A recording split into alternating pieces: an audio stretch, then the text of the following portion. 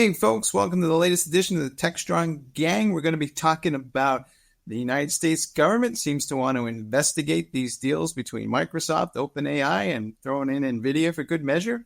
Then we're going to talk about Kubernetes because, well, it finally turned 10 years old. And next, we're going to chat about Cisco and what they're up to because it seems like they got their fingers in everything and now they're adding a little AI. We'll be back in a minute.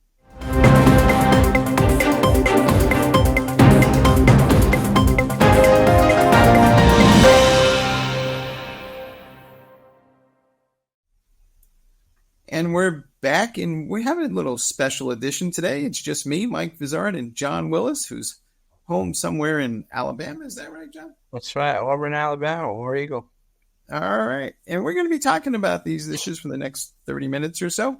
And I would love to get John's opinion. You've been following this whole AI thing from the very beginning, but we're hearing now that the FTC and some other agencies are starting to look at these deals and relationships between Microsoft and OpenAI, and now they want to throw NVIDIA, and this starts to feel a little bit like, Wintel all over again. But what's your sense of, is there a case to be made here, or are they just fishing?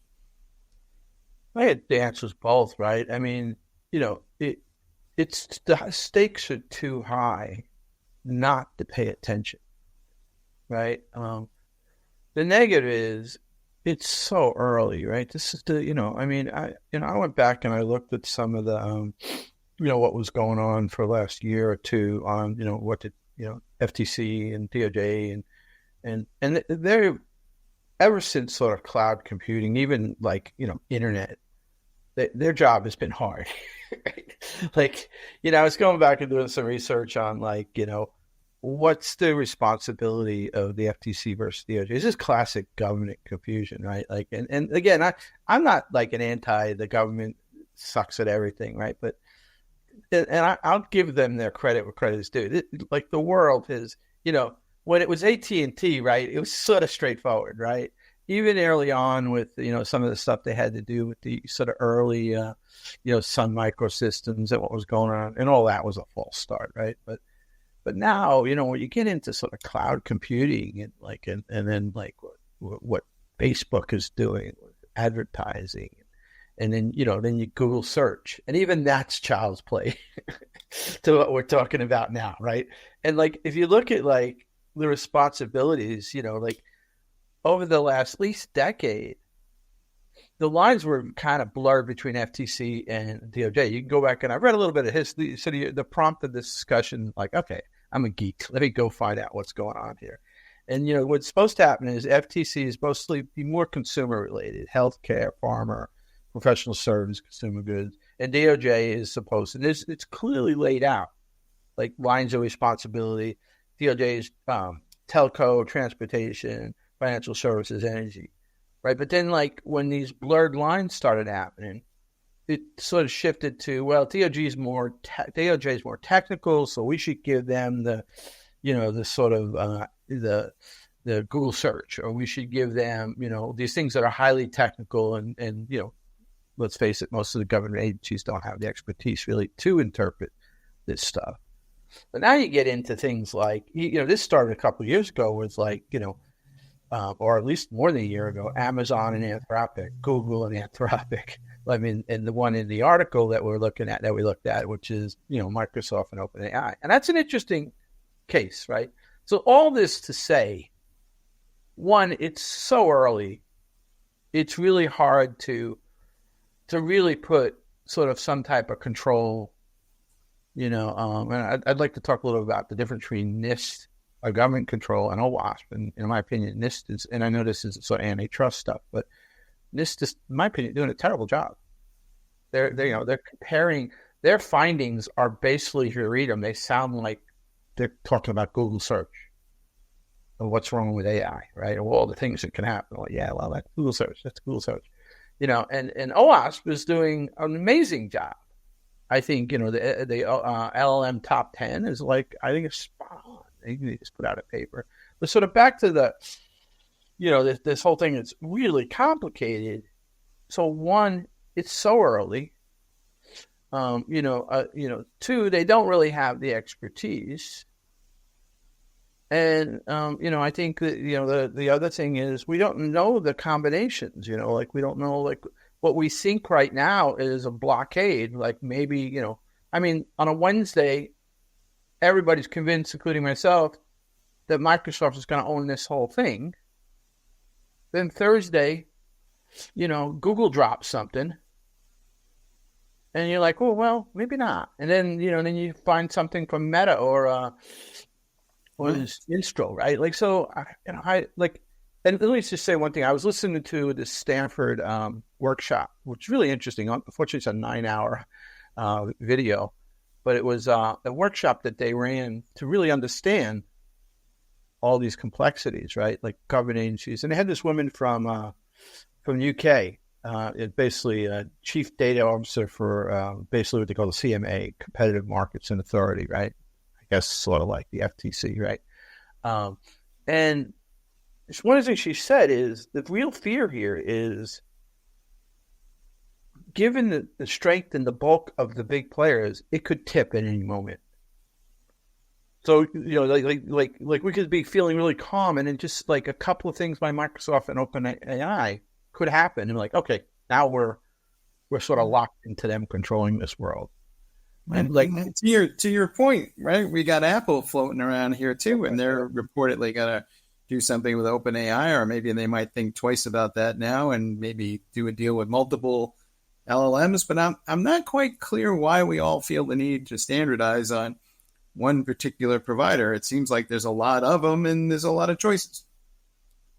Yeah, I mean it's it really is sort of an ease of use thing, right? I mean, I'll be, like you said, I've been using this technology. I've got now 4 clients that I'm focused on in this space, and I'm using this technology in anger. I'm doing a lot of interesting stuff, and you sort of navigate to the one that works fastest, easiest, is most reasonable price, but price is not the only indicator. And I just find, for me, I can do more with OpenAI, or I actually use OpenAI, not Microsoft. If I was running a large institution, I would probably use Azure OpenAI, because they do have guardrails. I don't need those guardrails because I'm usually designing, developing, testing, researching. But the OpenAI platform, it's just easy. And so why did Amazon win? Because it was easy.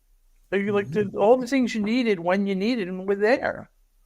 I was using, I'm going to say this, you guys bring me on this to be transparent about my opinion. I'm trying to work out running a thing I could build in 5 minutes on OpenAI. Now, granted, I do it through a notebook with some Python code, but I'm trying to run that on Bedrock from Amazon.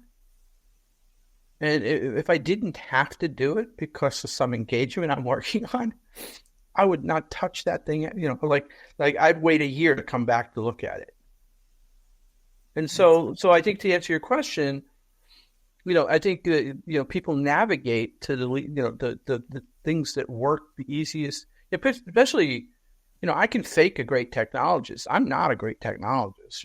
I'm sort of a bootstrap technologist. I can fiddle with almost any technology, but I'm not like a 10xer, if there is such a thing in any one technology, right? So I like my technology to be pretty easy to get started and run. I do very technical stuff, but and so then to the point is, those become the winners, and that could become the tipping point.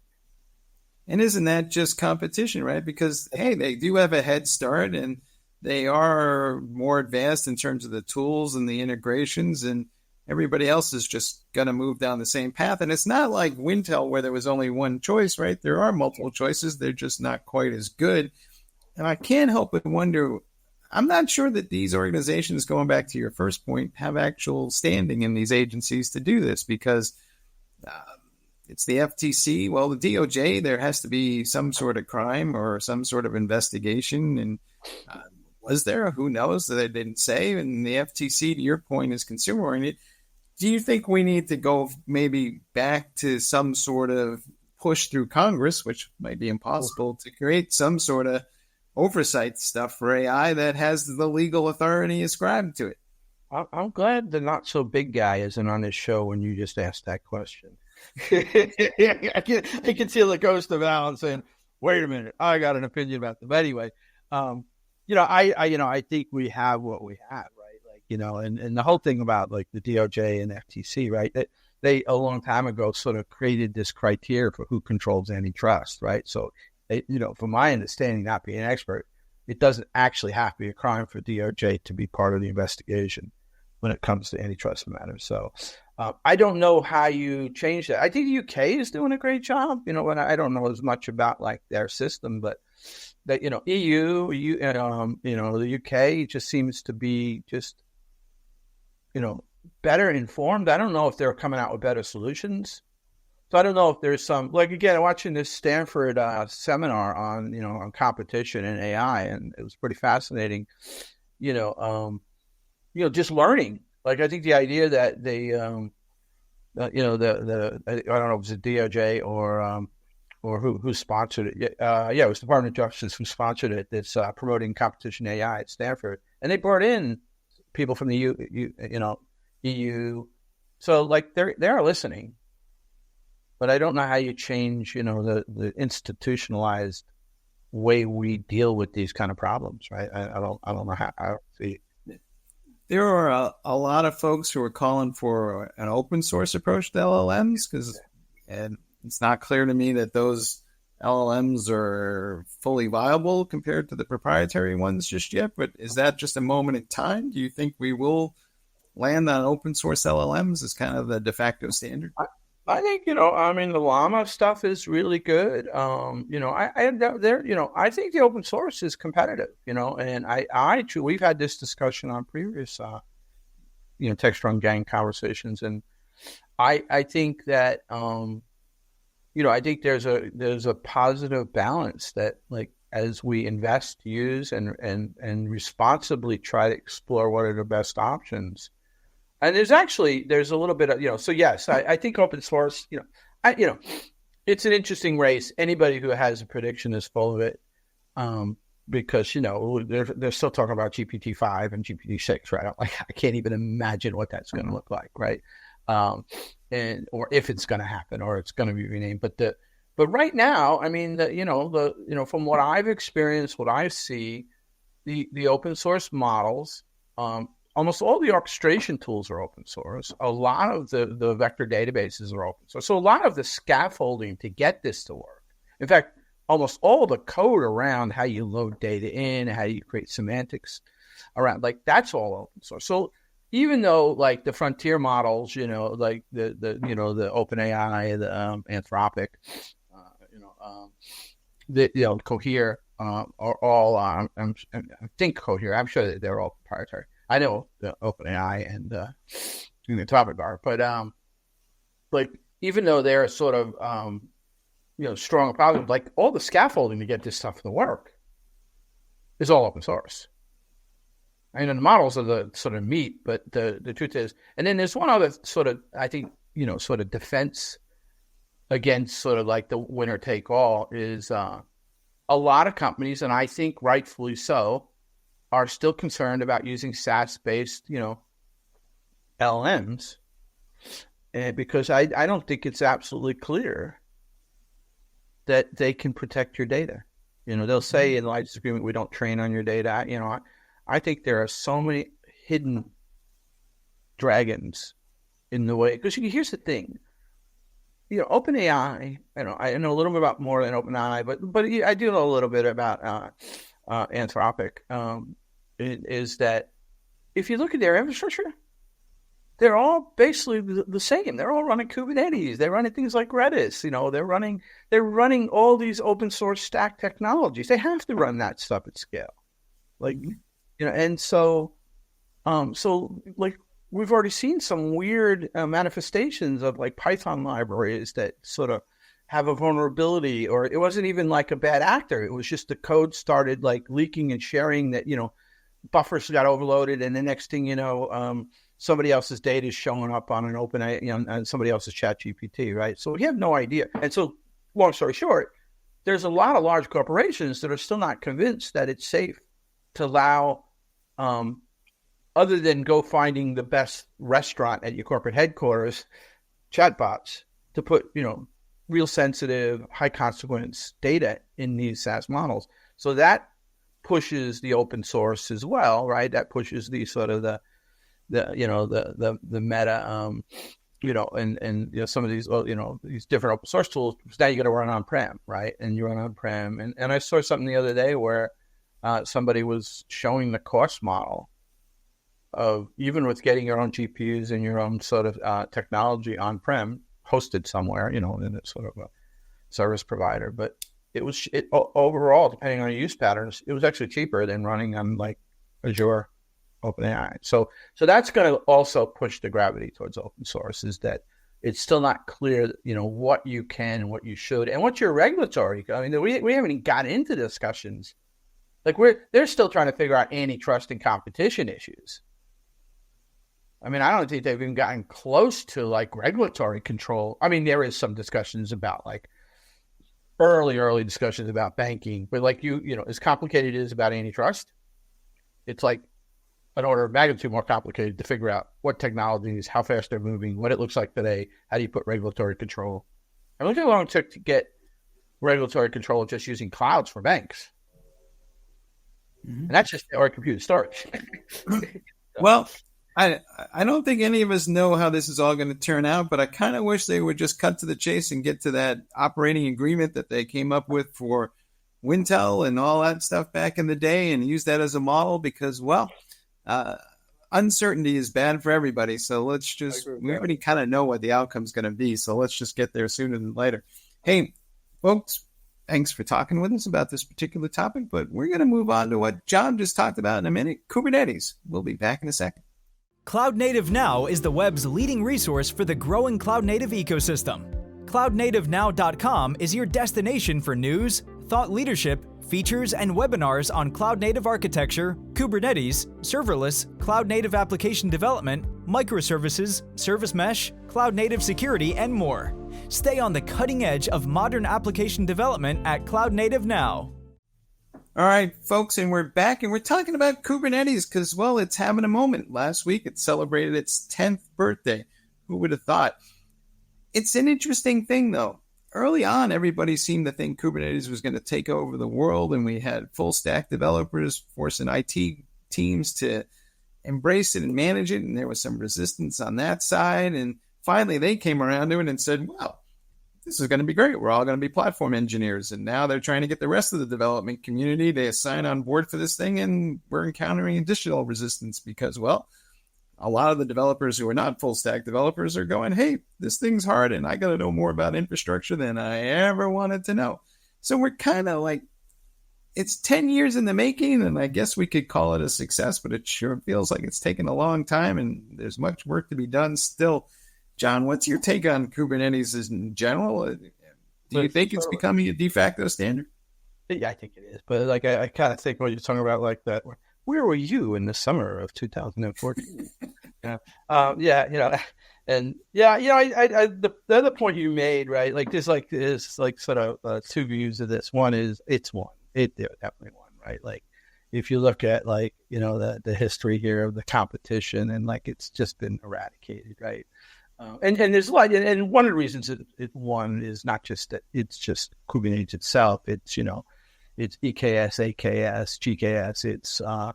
It's the variants like Rancher. It's so what you all, if you quote unquote say, are you running Kubernetes? They would all say yes, right?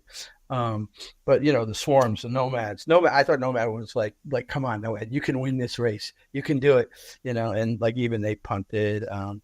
Fargate, it's getting gee, thanks.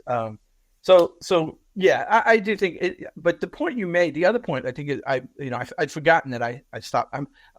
I'm so AI in the brain these days. I'm like, oh, Kubernetes, do I really want to talk about that? But one of the things I think what was interesting is, if you think about what Docker did, right? Docker basically engaged the developer to infrastructure in a way they had never been engaged before. The reason the world fell in love with Docker, because now a developer could literally emulate almost a high percentage of what the operating environment was going to be like when their code ran. They could run in their desktop. They could simulate different containers, how they interact with services. I mean, it wasn't 100% complete, but this idea that you could create this, not just convergent infrastructure, congruent, we called it, like the chefs, the puppets, infrastructure code were all convergent, like every 15 or 30 minutes, make it look like this. But now you could actually create congruent, whereas, like, for the most part, what you ran in environment A, which could be in your laptop, ran in environment B, which was some test environment, and ran in production, was not 100% congruent, but pretty darn close. And now developers had sort of authority to operate, in a sense that they could, whether they could be controlled by risk and controlling bodies, but they could run their code pretty much the way they ran in their test environment. And that's what they always wanted. They didn't want to have to go to the ops people and say, please, can I have a little bit more storage? No, go back, the Oliver story. And then that was great. Like, that's why Docker went nuts, right? And then we say, okay, well, there is a problem with Docker. Like, how do you orchestrate it? And Kubernetes comes along. And Kubernetes is not easy for the developer. The developer can't do the full, string. Like, they either have to, sort of give up, like, part of their time to become an expert in all the things they shouldn't have to be an expert, network, compute, storage, all the complexities of, then you add the service mesh. Anyway, so I that still is the problem with Kubernetes, is I think who owns it, right? It's supposed to be seamless from both sides, the developer and the operations, and it's not. And it's never been absolutely crystal clear from a lot of the organizations I worked with is who now owns that. Like, it was clear that developer could own everything from building, for creating a code, a Docker file, creating a Docker image, deploying the Docker image. But then when you have to run it in these clusters and pods and all, and all the networking and confusion and the Kubernetes, the one last thing I'll say about this is, I think at some point I started saying the inmates are running the asylum. The people who were literally building this code at lightning speed are not actually using it. And yeah, so there's two ironies here, right? One is, if you talk to AWS and Google, they'll tell you that there's still more code running in container platforms that don't have Kubernetes than there are ones that do have Kubernetes. And a lot of developers are probably voting with their feet and saying, I don't think I need orchestration, or I'll get by without it.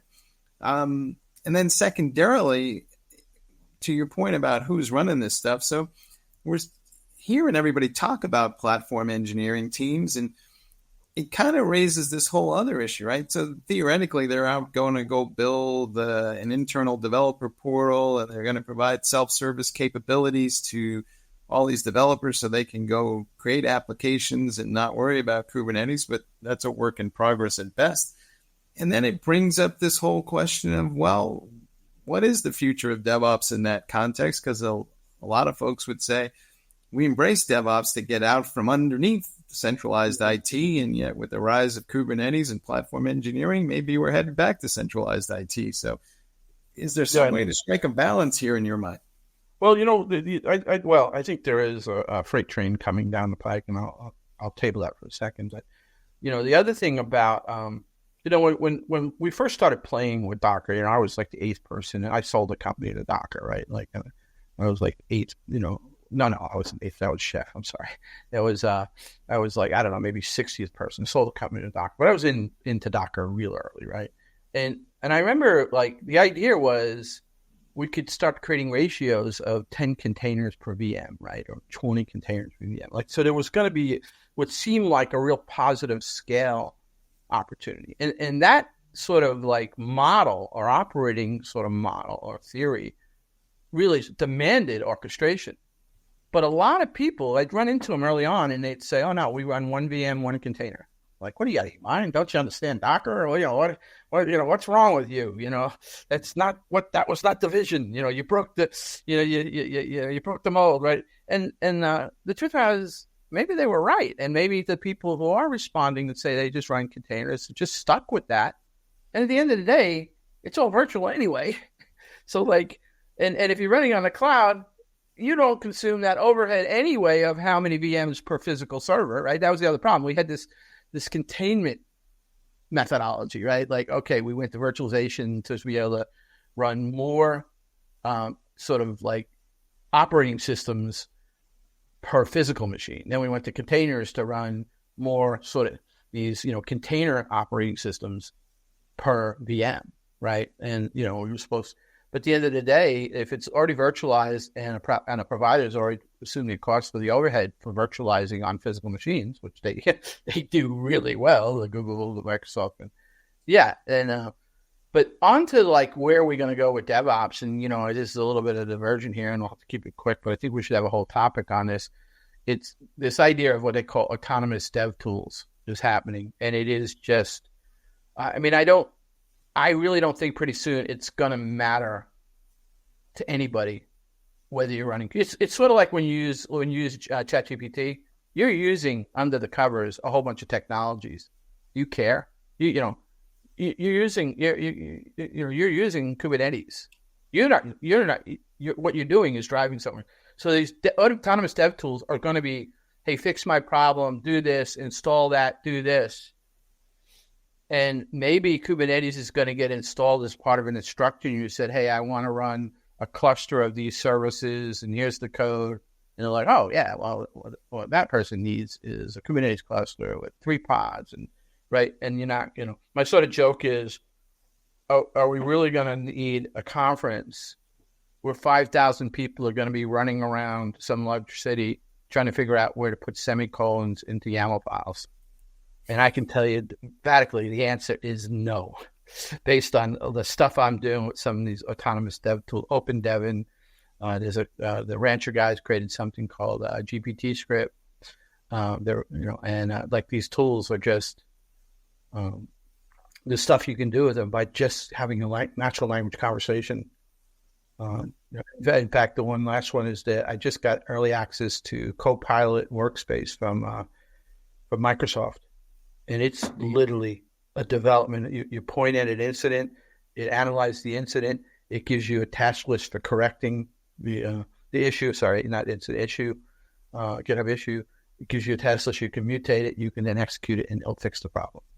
And it's funny how related all these things are, right? Because everybody's talking about this Brocade bought VMware thing, and they changed the licensing terms, and suddenly there's a lot more interest in taking that VM and just encapsulating it into a container and running it on Kubernetes, and that gets you out from underneath VMware. So it's funny to me, though, none of these technologies seem to exist in isolation, and they all have relationships with each other, but I'm not quite clear that we ever think about it holistically enough.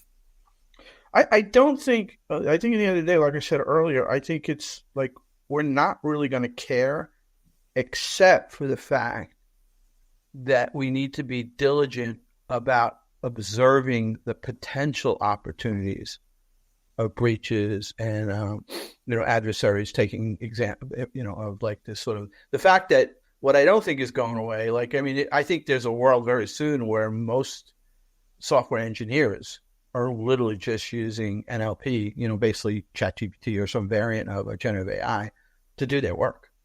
Mm-hmm. I think we're already beyond Copilot. Like Copilot is like, hey, write me code that does this, this, and this.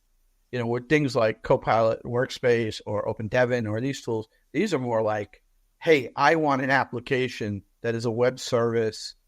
If you find it desirable, use Nginx, that kind of stuff, right? Like where I think we're going to be an abstraction removed away from like how we build software, how software engineers develop structure. So I that's happening. That whether you like it or not, it is happening as we speak. If you start tracking, there's something called this SWE, Software Engineer Leaderboard or Workbench, and you watch every week. There's somebody on it who's given a higher percentage of what these autonomous dev tools can do. And, when Open Devin, when Devin is sort of a joke. Sorry, I'll say it, but Open Devin is not a joke. When it started out 9% on this leaderboard, like they're up like the low 20s now percentage of what they can accomplish based on this workbench, what's called the SWE Workbench. Anyway, so that's happening. But the thing I worry about as being somebody who's always been on the sort of protector side is, how are we going to keep up with the infrastructure that's running all these things for us, which is a good thing. I don't want to have 1,000 people that know how to build YAML files in a 100,000 person bank. I don't that's not needed today, right? If your full-time job is creating configuration or YAML files, or I'm sorry to my good friends who I still love at Chef, no, there's no need for that now. The Terraform, that stuff will happen automatically. Here's my descriptor, make it so. And we're there. But the thing I worry about a lot is all the things that who's going to watch because all those technologies that will do that for you are all running common cloud native stacks. All right, folks. Well, think about it this way. Maybe by Kubernetes' next birthday, its 11th, we'll be talking about how we applied AI to the management of Kubernetes and just rendered the whole thing moot. All right, we'll be back in a minute to talk about our next topic, but stay tuned. Discover Techstrong Group, the epicenter of tech innovation. We're your go-to for reaching IT leaders and practitioners worldwide. Our secret? Impactful content that sparks awareness, engagement, and top-quality leads. With us, you'll access editorial websites, streaming videos, virtual events, custom content, analyst research, and more. Join our satisfied clients. Let's revolutionize your tech journey. Contact us today and tell your story to the world in the most powerful way with Techstrong Group. All right, folks, and we're back, and we're talking about Cisco, and they had their big Cisco Live conference last week, and if you haven't noticed, it is conference season. There's about 3 of these every week, but Cisco is interesting because they have App Dynamics, and you're talking about first applying Gen AI to App Dynamics, but then they're going to extend that out to integrations with Splunk that they recently acquired, and they have Thousand Eyes for network monitoring. And of course, they have all these other tools that they use for the management of networking and security, not to mention all their server infrastructure. John, do you think that we're on the cusp of maybe bringing all these different frameworks and tools together in some sort of cohesive way that it makes it easier to manage things end to end? Cisco is making a bet that that's exactly what will happen, or are silos so entrenched that we'll never get there? Yeah, I think we could be on the path to having these incredible integrations, but I think a lot of the vendors I'm talking to don't get how to operate in this new domain. And what I mean by that is, I think this idea, I've had a lot of startups come to me and say, hey, we're thinking about, integrating AI. And the first thing I say is, don't build your own LLM or Copilot. That's a bad idea. Because what the industry will not tolerate is, because think of this world where now a large bank's going to have Cisco's LLM, Salesforce LLM, or the Einstein. It's going to name every product that you got. And that's not even including things like Workbench and other HR tools, right? And that is going to be technical debt that is going to be, sort of orders of magnitude complex than anything you've seen before. I call it the upcoming technical debt tsunami, right? And so there's going to be a blockade at some point. All right, no more co-pilots, please, right? So if you're a vendor right now, and then like Cisco wouldn't ask for my opinion, and but the small guys come to me all the time, and I'm like, the new world is to basically. So what happens now is expect that all of the Copilot and sort of LLM magic is going to happen outside of your. So what you need to do is expose all your stuff as APIs.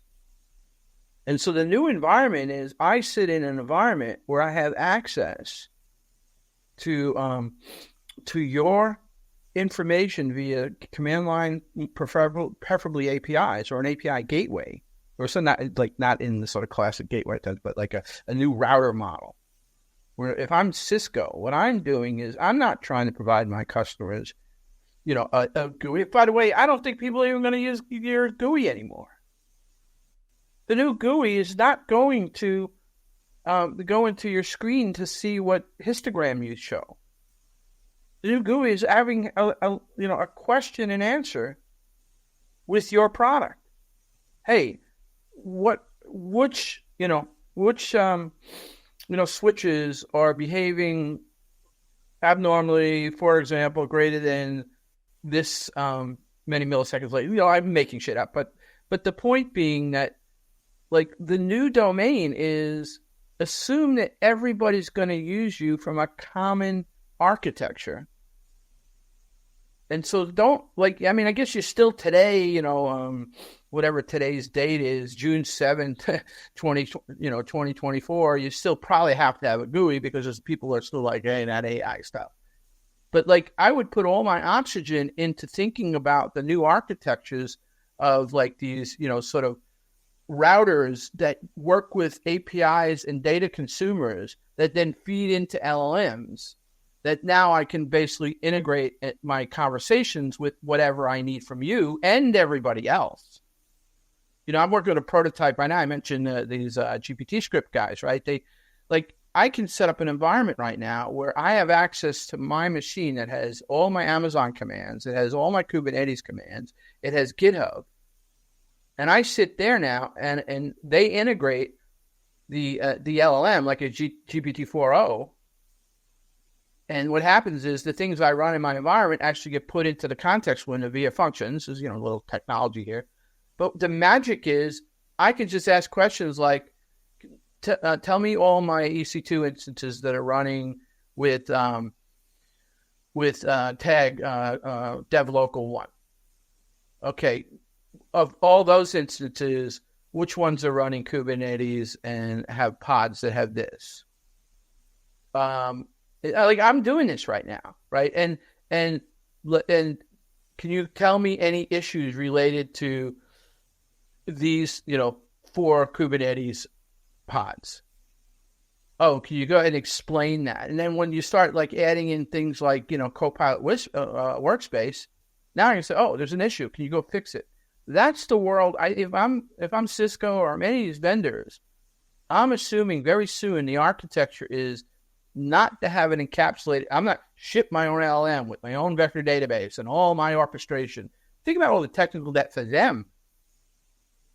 When the customer is going to have to build their own orchestration engines like LangChain or Llama Index, or right, and they're going to have their own vector database sources. They're going to have their own architecture.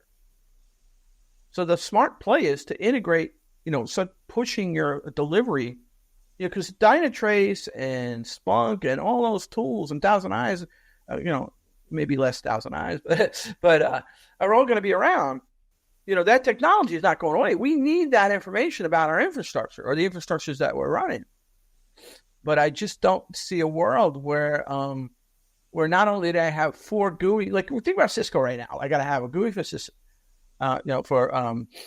For App Dynamics, and I got to have a GUI for sort of Splunk. I have to have a GUI for Thousand Eyes, and now I'm going to have additional GUIs that are these copilots for some integrated version of those. Plus, I'll probably have a documentation rag built. So now, for one company, for like 3 products, I got 10 different GUIs. When right now, the assumption is I don't talk to GUIs. I talk to LLMs. And so I think... So play that out a little bit for me, if you would. If we're going to talk to the LLM, do we need the GUI in the first place because it's just going to be maybe a verbal interface or speech? And then secondarily, am I going to have like a master AI agent that will talk to all the... other AI agents on my behalf to go execute something asynchronously, or do I have to talk to each one of these individually? I think this will all evolve, but I think the you will not really need 100 GUIs, right? There are some models where when I say models, some sort of implementations where you might want to have like system of record data available. So then now you can see your natural language question maybe it's too much, or the answers have to be absolutely correct. So let me use the LLM data to get me to sort of a system of record answer of what to do, right? And so in that case, we still will have GUIs. But I think this idea of going to some navigation of screens to find out what the answer is of the performance of this service, like, okay, go here, I log into here, am I logged on? What about credentials? This. And then I go all the way down the stream and I say, oh, yeah, it looks like this is, but yeah, I need to go back to that other screen now, right? The future is more like, and it's still nascent, but this is going to happen. It's going to be, can you tell me any of the performance? It's like the thing I told you that I'm working on with just Amazon. Like, give me all my instances are running. Give me all my instances that have tag, that have a tag with dev local 1, right? I don't need to scroll through and, it just answers the question. And I can say, of those, which ones are running Kubernetes? People are going to expect the dialogue like that. Now, as far as the architecture, I think the simple architectures that, some of us are sort of designing and working on, there's a group of DevOps pioneers who have sort of been playing around with different ideas, helping some companies build this. But you'll have all your sort of API, like you might have an SQL API, you might have a database, you might have, a performance tool, an orchestration tool API, you just go down the list of all the different APIs you might have. And then you have some router technology, which is sort of part LLM, or it's, some of the orchestration tools like LangChain and Llama Index have these capabilities to do this type sort of semantic or intelligent, I know.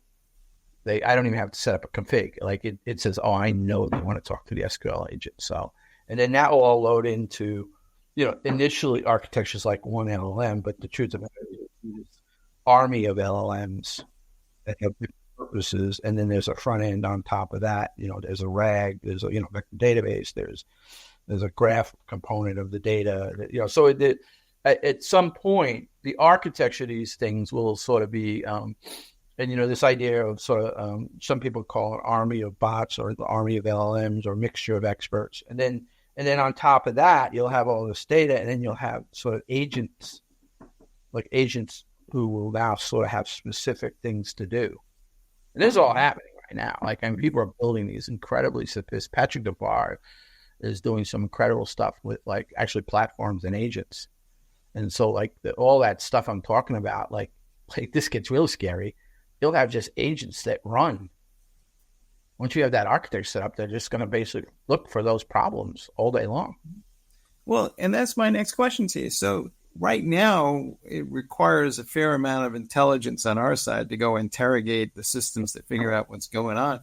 Are we going to get to the point where, we'll just come in the morning and the agents will tell us, here are the 3 things that are going wrong, and what do you want me to do about it?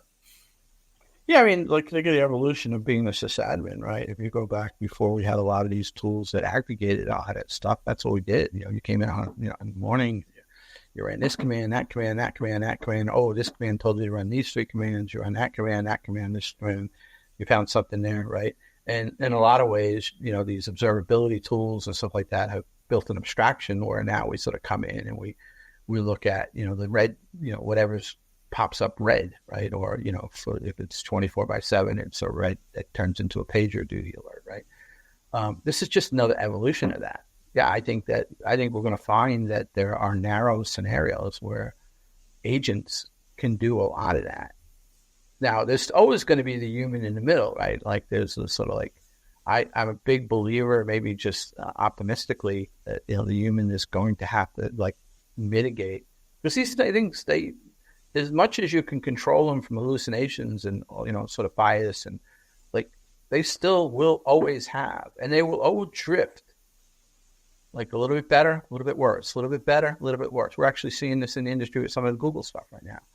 So I think that there's always going to have to be a human. It's just what the human has to do to make that arbitration. It's just a lot of that's going to go away.